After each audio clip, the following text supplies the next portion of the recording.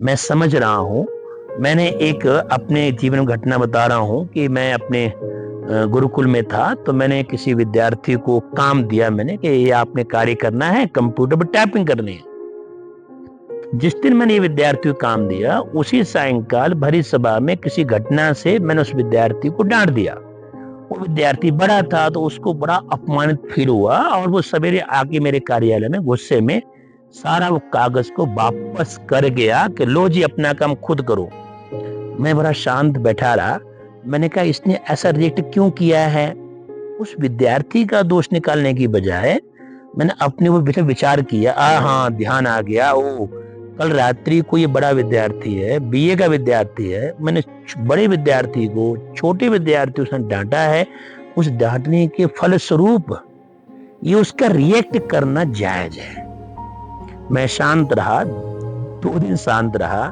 5वें दिन उसको फिर अपनी गलती का एहसास हुआ। स्वतः आया और कहता है कि मैं आचार्य जी, मैं उस दिन गुस्से में था, आप मुझे काम दीजिए, मैं टाइपिंग करके सारा काम आपको देता हूँ। इसका यही अर्थ हुआ कि हमने हर पल में, हर चीज के अंदर अपना ही एनालिसिस करना है, अपना ही मूल्यांकन करना है और अपने आप को बेहतर से बेहतर बनाना है। मेरा स्वयं पर नियंत्रण करना मेरा अधिकार है, दूसरे पर नियंत्रण करना मेरा अधिकार नहीं है।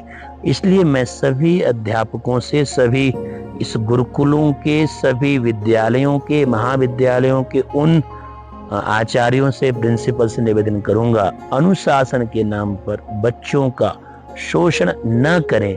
हम अनुशासन के लिए उत्तम माहौल, एक उत्तम जो वातावरण है वो देने का प्रयास करें, उनको बताने का प्रयास करें, बार बार बताने का प्रयास करें, समझाने का प्रयास करें, सलीके के साथ में, विनम्रता के साथ में।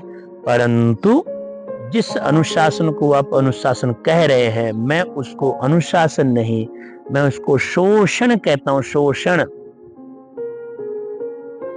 इसलिए अगर वो अनुशासन वास्तव में जीवन में आ जाए तो रेल और मैं कहूँ एयरपोर्ट भी, और जो तथाकथित और जो कार्यालय हैं वहां जब लाइन लगती है तो आपने देख कैसी भयंकर ड्रामा होता है। इन तीर्थ यात्रा में जो लोग जाते हैं ये सारे स्कूलों के वही लोग हैं जो स्कूलों में राइट टाइम सीधे खड़े होकर प्रार्थना किया करते थे और प्रिंसिपल वहां अपने आप को गौरवान्वित करती थी, देखो मेरे बच्चों का अनुशासन। तो वो अनुशासन कब तक था? जब तक उसके ऊपर टीचर का डंडा था।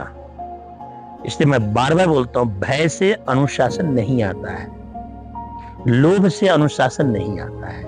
अगर वो व्यवहार में अंग वहां बना दिया होता, चर्चा के माध्यम से, संवाद के माध्यम से, उसकी समझ के माध्यम से, तो वो अनुशासन उसका बाहर रोड पर भी दिखाई देता।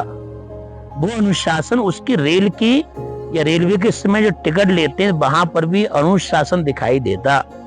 वही अनुशासन इन तीर्थ यात्राओं में जब लाइन लगती है, उन लाइन लगते समय भी अनुशासन दिखाई देता, पर वो दिखाई नहीं देता है।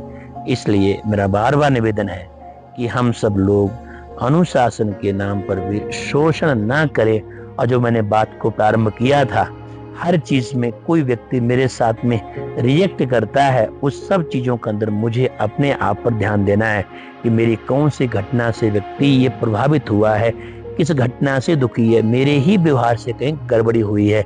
इसलिए मुझे अपने आप को ठीक करना है और दूसरे को ठीक करने का प्रयास नहीं करना है। बहुत बहुत धन्यवाद।